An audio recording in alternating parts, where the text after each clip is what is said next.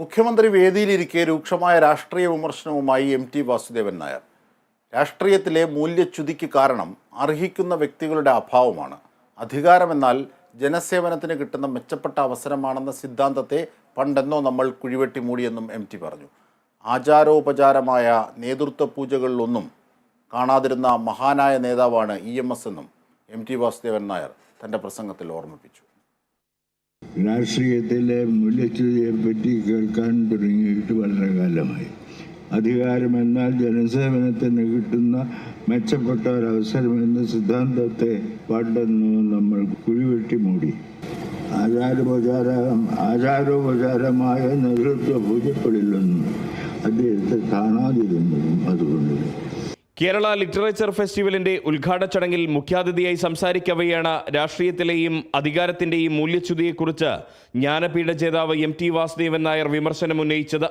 EMSന്റെയും എഴുത്തുകാരായ ഖോർക്കിയുടെയും ചെഖോവിന്റെയും വാക്കുകൾ കൂടി ഉദ്ധരിച്ചായിരുന്നു എം.ടിയുടെ പ്രസംഗം. അസംബ്ലിയിലോ പാർലമെന്റിലോ മന്ത്രിസഭയിലോ ഒരു സ്ഥാനമെന്ന് വെച്ചാൽ ആധിപത്യത്തിനുള്ള തുറന്ന അവസരമാണ്.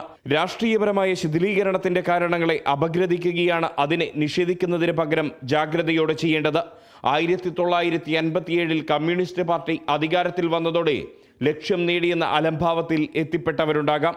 തെറ്റുപറ്റിയെന്ന് തോന്നിയാൽ അത് സമ്മതിക്കുക എന്നത് നമ്മുടെ രാഷ്ട്രീയ സാമൂഹ്യ ജീവിത മണ്ഡലങ്ങളിൽ ഒരു മഹാരഥനും പതിവില്ല. എതിരഭിപ്രായക്കാരെ നേരിടാൻ പറ്റിയ വാദമുഖങ്ങൾ തിരയുന്നതിനിടയ്ക്ക് സ്വന്തം വീക്ഷണത്തെ രൂപപ്പെടുത്താൻ കഴിഞ്ഞ EMS തനിക്കൊരു അത്ഭുതമാണ്. കാലം സമൂഹത്തെ എത്തിക്കുന്ന ചില അവസ്ഥകളിൽ ചില നിമിത്തങ്ങളായി ചിലർ നേതൃത്വത്തിൽ എത്തുന്നുണ്ട്. സമൂഹത്തെ പുതിയ ചക്രവാളത്തിലേക്ക് നയിക്കാനുള്ള ചിന്തയും വീക്ഷണവും അവർക്കുണ്ടാവണമെന്നും എം.ടി. വാസുദേവൻ നായർ പറഞ്ഞു.